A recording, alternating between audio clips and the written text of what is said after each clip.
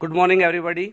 बेटा हम लोग ग्रुप 16 की स्टडी कर रहे थे, जिसमें हमने पहला कंपाउंड पढ़ा था ओजोन, है ना। ओजोन की स्ट्रक्चर वगैरह, प्रॉपर्टीज वगैरह, प्रिपरेशन वगैरह, उसकी जितनी भी केमिकल रिएक्शंस थी वो हम लोग अपने लास्ट लेक्चर में कर चुके हैं। अब हम बेटा अपना नेक्स्ट कंपाउंड पढ़ते हैं सल्फर के बारे में, है ना, कि सल्फर अपने कौन कौन से कंपाउंड बनाएगा। ठीक है बेटा, तो फिलहाल स्टडी करते हैं सल्फर की। तो बेटा जो सल्फर है वो नेचर में दोनों स्टेट में मिलता है, फ्री स्टेट में भी एंड कंबाइंड स्टेट में भी। ठीक है ना बेटा, क्या बोला मैं कि सल्फर जो है वो नेचर में दोनों स्टेट में मिलता है, फ्री स्टेट में भी एंड कंबाइंड स्टेट में भी। फ्री स्टेट में और वी कैन से कि जो एलिमेंटल सल्फर होता है बेटा वो गैंग आपको पता है, आइसोलेशन वाले चैप्टर में हमने पढ़ा था, इंप्योरिटीज को ही हम लोग गैंग बोलते हैं बेटा। तो जो एलिमेंटल सल्फर है वो गैंग के साथ मिक्स होके नेटिव सल्फर बनाता है भाई। और नेटिव का मतलब भी वही होता है आपका एक तरह से अनरिएक्टिव। ठीक है भाई, तो आपका जो एलिमेंटल सल्फर है वो गैंग के साथ मिक्स होके क्या बनाता है बेटा, नेटिव सल्फर बनाता है। और जो कंबाइंड स्टेट में जो सल्फर मिलता है हमें, वो हमें सल्फेट्स या सल्फाइड्स की फॉर्म में मिलता है। ठीक है भाई, कंबाइंड स्टेट में किस फॉर्म में मिलता है, सल्फेट्स या सल्फाइड्स की फॉर्म में मिलता है। For example Cu2s, CuFeS2, CaSO4 etcetera, ये इसकी कंबाइंड फॉर्म है, कंबाइंड स्टेट है सल्फर की। देखिए यहाँ पे सल्फर कॉपर के साथ अटैच है, यहाँ पे सल्फर आपका आयरन और कॉपर के साथ अटैच है, यहाँ पे सल्फर आपका कैल्शियम ऑक्सीजन के साथ अटैच है। तो ये कंबाइंड फॉर्म है सल्फर की। ठीक है भाई, उससे पहले मैं उसके बाद हम देखते हैं बेटा एक्सट्रैक्शन। एक्सट्रैक्शन से पहले एक बार मैं फिर ये आपका 10 सेकंड में रिपीट कर देता हूं। सल्फर नेचर में दो फॉर्म में मिलता है, free state, combined state. Combined state में सल्फेट्स एंड सल्फाइड्स, और फ्री स्टेट वाला सल्फर और we can say elemental sulphur gangue के साथ मिक्स होकर बनाता है नेटिव सल्फर, जिसका मतलब वही होता है आपका कि अनरिएक्टिव सल्फर। ठीक है भाई, एक्सट्रैक्शन में हम पढ़ते हैं बेटा सबसे पहले इसकी प्रिपरेशन केमिकल वेस्ट से। ठीक है बेटा, किससे, केमिकल वेस्ट सॉरी कह रहा हूं मैं, एल्कली वेस्ट से। ठीक है बेटा, एक्सट्रैक्शन में इसकी पहली प्रिपरेशन पढ़ते हैं बेटा एल्कली वेस्ट से। देखिए रिएक्शन क्या होगी कि CaS लिया हमने, ठीक है, CaS कैल्शियम सल्फाइड मेरे पास यहाँ पे है ना। कैल्शियम आपको पता है एक एल्कली मेटल है। ठीक है बेटा, कैल्शियम सल्फाइड को मैंने वाटर और CO2 के साथ रिएक्ट कराया, तो आपका जो प्रोडक्ट बना वो बना CaSO3 प्लस H2S। बाद में आप इस H2S को ऑक्सीजन के साथ रिएक्ट करा दो। यहाँ पे जो ऑक्सीजन होगा वो लिमिटेड अमाउंट में होगा, लिमिटेड सप्लाई ऑफ ऑक्सीजन होनी चाहिए। और यहां से जो आपका प्रोडक्ट बनेगा वो बनेगा H2O प्लस S। ये मिल गया हमें सल्फर। मेन प्रोडक्ट हमारा यहाँ पे क्या है बेटा, सल्फर है।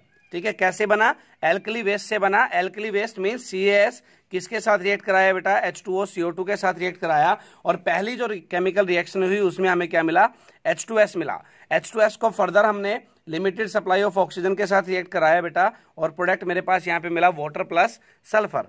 तो ये आपकी पहली प्रिपरेशन की केमिकल रिएक्शन थी सल्फर की फ्रॉम एल्कली वेस्ट। दूसरा देखते हैं बेटा from metal sulphides, from metal sulphides. Metal sulphide से कैसे बनाएंगे इसको वो देखते हैं। आप Fe2S3, ठीक है, मेटल सल्फाइड मींस मैंने यहाँ पे आयरन सल्फाइड ले लिया भाई। आप इसको वही further limited supply of oxygen के साथ रिएक्ट कराओ। यहाँ पे भी ऑक्सीजन लिमिटेड सप्लाई में होनी चाहिए, और यहाँ पे जो प्रोडक्ट बनेगा वो बनेगा आपका Fe2O3 प्लस सल्फर। यहाँ पे सल्फर फिर से मेरा मेन प्रोडक्ट। आप देख रहे हो कि metal sulphide means iron sulphide से हमने क्या ऑब्टेन कर लिया, सल्फर ऑब्टेन कर लिया। नेक्स्ट इसकी केमिकल रिएक्शन देखते हैं बेटा। इसकी नेक्स्ट केमिकल रिएक्शन हम प्रिपेयर करेंगे from iron pyrite, from iron pyrite. ठीक है, आयरन पायराइट से कैसे ऑब्टेन करेंगे, आयरन पायराइट क्या होता है आपका FeS2, इसी को बोलते हैं आयरन पायराइट। आपको ध्यान होगा आइसोलेशन वाले चैप्टर में पढ़ा था। इसका डिस्टिलेशन करा दो, इसका क्या करा दो, डिस्टिलेशन करा दो। आपका जो प्रोडक्ट बनेगा वो बनेगा Fe3S4 प्लस 2S। यहां पे भी क्या मिल गया मुझे, सल्फर मिल गया। तो हमने सल्फर की प्रिपरेशन कहां कहां से पढ़ी भाई, from alkali waste, from metal sulphides and from iron pyrites. ठीक है भाई, लास्ट इसका प्रिपरेशन रिएक्शन देखते हैं भाई from Frost process, FRASCH, Frost process. इससे हम लोग सल्फर कैसे बनाएंगे और ये कहां काम आता है भाई, जो आपका अंडरग्राउंड सल्फर होता है, अंडरग्राउंड डिपोजिशन ऑफ सल्फर जो होती है, अंडरग्राउंड डिपोजिशन ऑफ सल्फर जो होती है, वहां से सल्फर को ऑब्टेन करने का जो प्रोसेस होता है वो होता है फ्रास्ट प्रोसेस। बेटा अपने बोर्ड के सिलेबस में ये है नहीं, ये मैंने सिर्फ आपको इसलिए बताया है कि अगर आपके कंपटीशन में कभी ऑब्जेक्टिव क्वेश्चंस में पूछ लिया जाए कि फ्रास्ट प्रोसेस कहाँ काम आता है, तो आपको सिर्फ इतना ध्यान रखना है, अंडरग्राउंड डिपोजिशन ऑफ सल्फर से सल्फर ऑब्टेन करने के लिए ये काम में आता है। ठीक है ना। अंडरग्राउंड डिपोजिशन जो होती है सल्फर की, वहां से सल्फर को एक्सट्रैक्ट करने के लिए जो हम प्रोसेस यूज करते हैं वो कौन सा होता है भाई? फ्रास्ट प्रोसेस होता है। ठीक है भाई। तो ये 4 इसकी जो एक्सट्रैक्शन प्रोसेसेस हैं, ठीक है, वो आपको ध्यान रखनी है, या जो प्रिपरेशन रिएक्शंस है वो ध्यान रखनी है। फ्रास्ट प्रोसेस कहाँ काम आता है, एल्कली वेस्ट से कैसे हम इसको प्रिपेयर करेंगे, मेटल सल्फाइड से कैसे एक्सट्रैक्ट करेंगे, और आयरन पायराइड से कैसे एक्सट्रैक्ट करेंगे। उसके बाद देखते हैं बेटा इसकी प्रॉपर्टीज देखते हैं। इसकी प्रॉपर्टीज में सबसे पहले इसकी एलोट्रोपी के बारे में पढ़ते हैं। एलोट्रोपी अब तक आपको ये तो पता लग ही गया होगा, 12th में हो गए हो कि एलोट्रोपी क्या होती है ना। कोई भी एक आपका एलिमेंट अपनी ज़्यादा स्टेट में जब एग्जिस्ट करता है उसको एलोट्रोपिक स्टेट्स ही बोलते हैं भाई। तो आपका जो सल्फर है वो काफ़ी अपनी एलोट्रोपिक स्टेट शो करता है, या काफ़ी अपनी फॉर्म में एग्जिस्ट करता है। नॉर्मली देखें तो सल्फर की 30 एलोट्रोपिक स्टेट्स होती हैं, बट हमें यहाँ पे इतना डिटेल में पढ़ने की जरूरत है नहीं, है ना, क्योंकि हम सल्फर पे कोई रिसर्च नहीं कर रहे हैं बेटा। तो एलोट्रोपिक फॉर्म क्या होती है? अपने एक ही एलिमेंट, जो एक सिंगल एलिमेंट होता है वो अपनी एक से ज़्यादा स्टेट में जब एग्जिस्ट करता है, फॉर्म में जब एग्जिस्ट करता है, उसी को हम लोग एलोट्रोपिक स्टेट बोलते हैं, एलोट्रोपिक फॉर्म बोलते हैं। तो सल्फर की हम यहाँ पे 3 पढ़ेंगे भाई, alpha sulphur, beta sulphur and gamma sulphur. ठीक है, 3 इंपॉर्टेंट है, alpha sulphur, beta sulphur and gamma sulphur. Alpha sulphur को भाई हम रोम्बिक सल्फर भी बोलते हैं। अल्फा सल्फर को हम लोग क्या बोलते हैं? रोम्बिक सल्फर भी बोलते हैं। बीटा सल्फर को हम मोनोक्लिनिक सल्फर भी बोलते हैं। और भाई जो आपका गामा सल्फर है उसको हम लोग प्लास्टिक मिल्क ऑफ सल्फर भी बोलते हैं, प्लास्टिक मिल्क ऑफ सल्फर। तो आपको ये 3 इसकी एलोट्रोपिक फॉर्म ध्यान रखनी है, alpha sulphur, beta sulphur and gamma sulphur. Alpha sulphur को रोम्बिक सल्फर भी बोलते हैं, बीटा सल्फर को मोनोक्लिनिक सल्फर भी बोलते हैं, एंड गामा सल्फर को प्लास्टिक मिल्क ऑफ सल्फर बोलते हैं भाई। ठीक है। और अगर इनकी स्टेबिलिटी के बारे में देखा जाए, इन तीनों में से आपकी जो अल्फा सल्फर होती है वो सबसे ज्यादा स्टेबल होती है ना। Alpha sulphur is most stable form from all of these. ठीक है बेटा, अल्फा सल्फर सबसे ज्यादा स्टेबल फॉर्म है इन सब में से। तो आपका एलोट्रोपिक फॉर्म्स में तीनों ध्यान रखनी है। उसके बाद इसकी जो दूसरी प्रॉपर्टीज है उसमें हम देखें, बर्निंग में अगर मैं इस सल्फर को बर्न कर दूं तो क्या होगा कि जो आपका रोम्बिक सल्फर है, मीन्स जो अल्फा सल्फर है, ये मैंने यहां पे भाई अल्फा सल्फर लिया है, अल्फा सल्फर,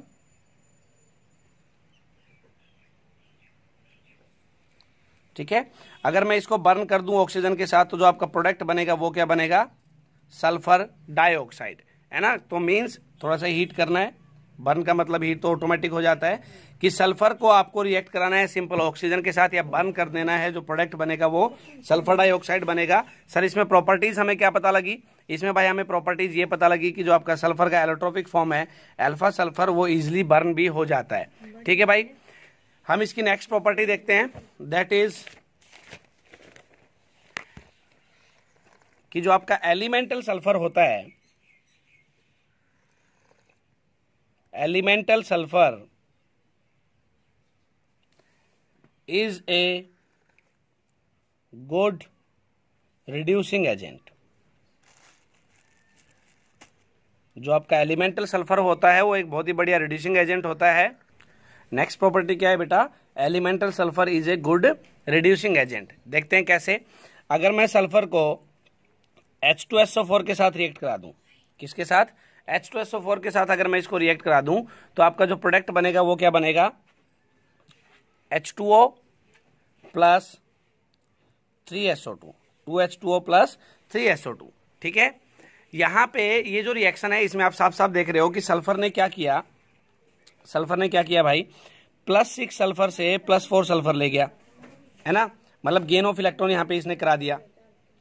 ठीक है, यहाँ पे क्या करा दिया इसने, गेन ऑफ इलेक्ट्रॉन। सल्फर +6 से किस में गया भाई, +4 में गया। इसका मतलब यहाँ पे इसने गेन ऑफ इलेक्ट्रॉन कराया, और गेन ऑफ इलेक्ट्रॉन क्या होता है बेटा, रिडक्शन। गेन ऑफ इलेक्ट्रॉन क्या होता है, रिडक्शन। और सल्फर की हम कौन सी प्रॉपर्टी पढ़ रहे हैं, act as a good reducing agent. Reducing agents क्या होंगे, जिनका खुद का तो क्या हो बेटा, ऑक्सीडेशन हो, खुद का तो क्या हो, ऑक्सीडेशन, और दूसरे को क्या करा दें, रिड्यूस करा दे। वही होते हैं ना सर, खुद का ऑक्सीडेशन कहां हो रहा है भाई, ये जो एलिमेंटल सल्फर था ना, ये 0 से किस में गया, +4। 0 से किस में गया, +4 में गया। इसका मतलब इसने यहाँ पे क्या किया, लॉस ऑफ इलेक्ट्रॉन, मतलब खुद का ऑक्सीडेशन हो रहा है, दूसरे कंपाउंड को क्या करा रहा है, रिड्यूस करा रहा है। तो इसका मतलब elemental sulphur is a good reducing agent. Elemental sulphur is a good reducing agent. ठीक है, उसके बाद इसकी दूसरी रिएक्शन देखते हैं। सल्फर को अगर मैं HNO3 के साथ यहाँ पे रिएक्ट करा दूं, 6HNO3 है, अगर इसके साथ रिएक्ट करा दूं तो प्रोडक्ट क्या बनेगा, H2SO4 + 6NO2 + H2O।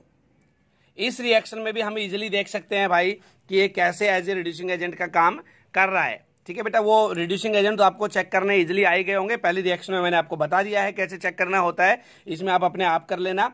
ठीक है, दूसरी जो यहाँ पे रिड्यूसिंग एजेंट में हमने जो 2 रिएक्शंस का एक्सप्लेन किया है, इसमें जो इंपॉर्टेंट बात है वो ये है भाई, इन रिएक्शंस को आपको याद भी रखना है। कंपटीशन पॉइंट ऑफ व्यू से आपको पता है कंप्लीट द रिएक्शन पे बहुत क्वेश्चंस आते हैं, तो इन रिएक्शन को बच्चे आपको याद भी रखना है। ठीक है भाई, उसके बाद इसकी नेक्स्ट प्रॉपर्टी पढ़ते हैं हम, that is reaction with alkalis. Reaction with alkalis.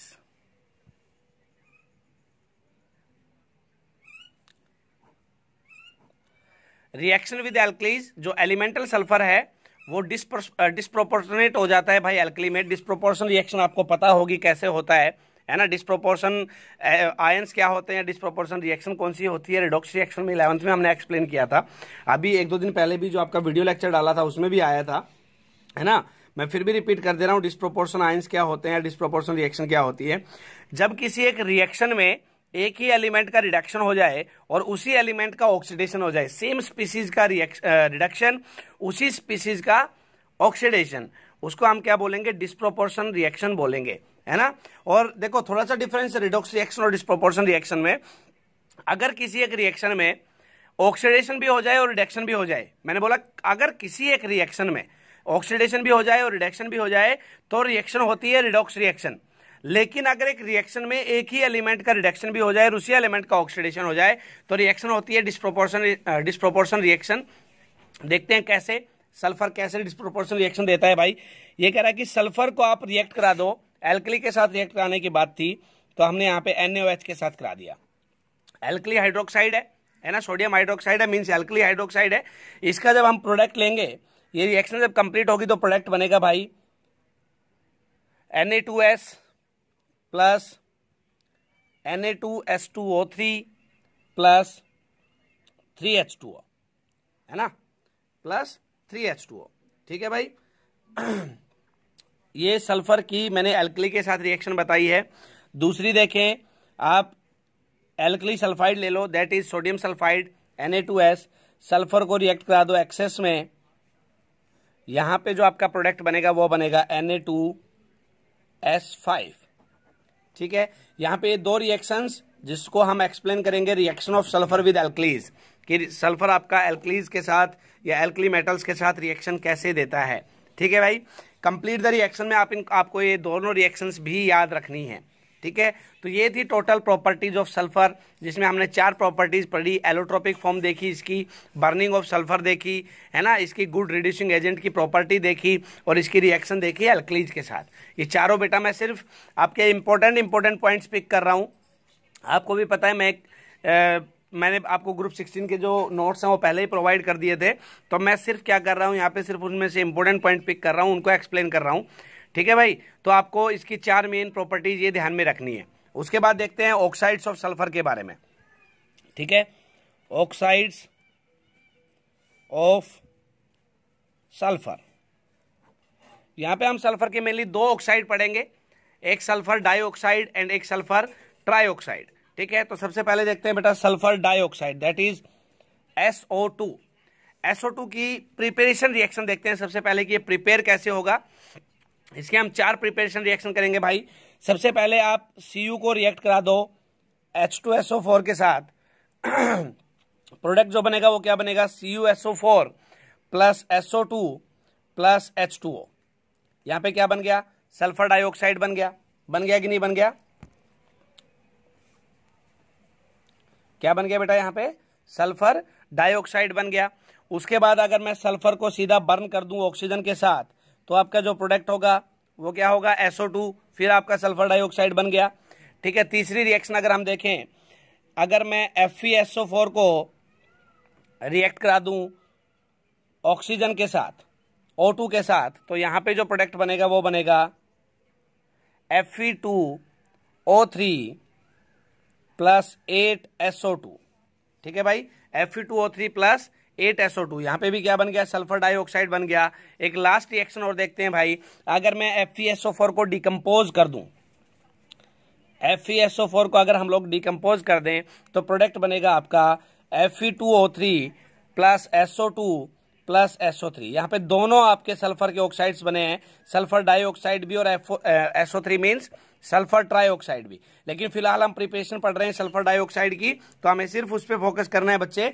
तो यहाँ पे सल्फर डाइऑक्साइड की प्रिपरेशन रिएक्शन में हमने 4 रिएक्शन देखी। कॉपर रिएक्ट करे H2SO4 के साथ, सल्फर रिएक्ट करे ऑक्सीजन के साथ, FeSO4 रिएक्ट करे ऑक्सीजन के साथ एंड डिकम्पोजिशन ऑफ FeSO4। चारों में जो प्रोडक्ट बनता है क्या बनता है आपका, सल्फर डाइऑक्साइड बनता है। ठीक है भाई, उसके बाद हम देखते हैं प्रॉपर्टीज।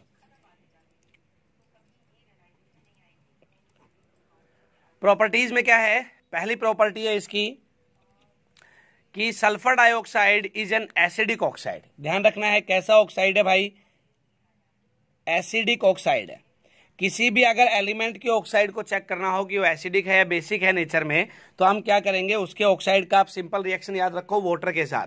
अगर किसी भी एक एलिमेंट के ऑक्साइड को हम वाटर के साथ रिएक्ट करा दें और अगर वाटर के साथ रिएक्ट करने के बाद वो एसिड बना रहा है तो इसका मतलब वो ऑक्साइड कैसा था, एसिडिक ऑक्साइड था। और अगर वो बेस बना रहा है तो वो ऑक्साइड कैसा था, बेसिक ऑक्साइड था। ठीक है भाई, तो ये आसान सा तरीका है किसी भी एलिमेंट के ऑक्साइड को चेक करने का कि वो नेचर में एसिडिक है या बेसिक है। ठीक है, तो सल्फर डाइऑक्साइड कैसे है भाई, एसिडिक ऑक्साइड है। आपको पता है वाटर के साथ रिएक्ट करके सल्फ्यूरस एसिड और एक्सेस अमाउंट हो तो सल्फ्यूरिक एसिड बनाता है बेटा। ठीक है, तो यहाँ पे SO2 कैसा ऑक्साइड बताया हमने, एसिडिक ऑक्साइड। और ये भाई reducing as well as oxidising दोनों एजेंट की तरह काम करेगा। अलग अलग रिएक्शंस में ये रिड्यूसिंग एजेंट की तरह भी काम कर सकता है और आपका ये ऑक्सीडाइजिंग एजेंट की तरह भी काम कर सकता है, दोनों एजेंट की तरह काम कर सकता है। तो स्पेशली मेंशन करने का जरूरत नहीं है कि ये तो नहीं भाई अकेला ऑक्सीडाइजिंग एजेंट है, ना, दोनों की तरह का ये काम कर सकता है।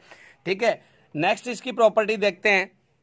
अगर H2S के साथ में इसका रिएक्शन देखूं, सिंपल H2S, ठीक है, इसके साथ अगर मैं सल्फर डाइऑक्साइड का रिएक्शन देखता हूं तो प्रोडक्ट बनेगा वो क्या बनेगा, H2O प्लस 3S, है ना। इसने क्या कर दिया, H2S को ऑक्सीडाइज कर दिया।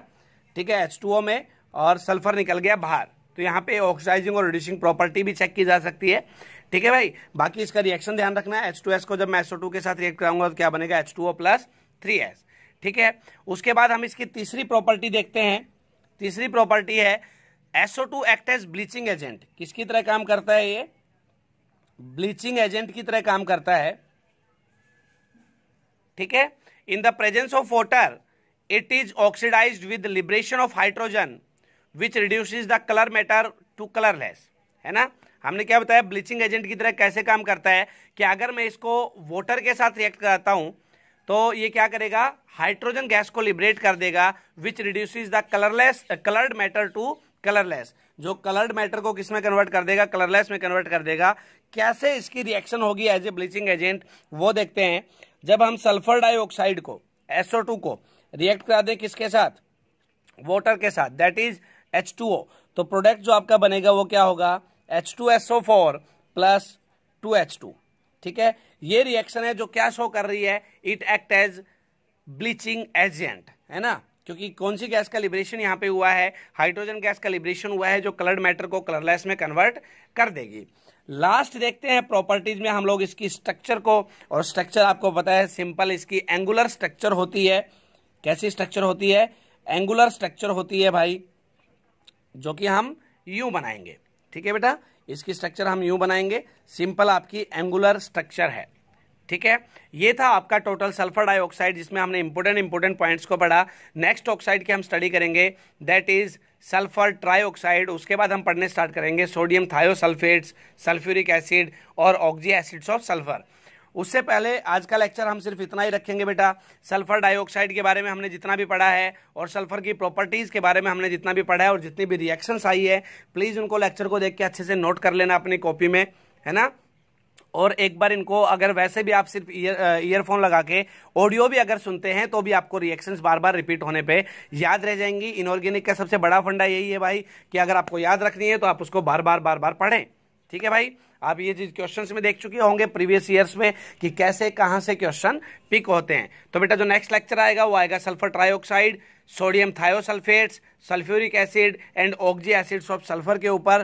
तब तक हम जो अपना जूम की जो हमारी क्लासेस चल रही हैं उसमें हम लोग क्या कर रहे हैं, सॉल्यूशन का रिवीजन कर रहे हैं।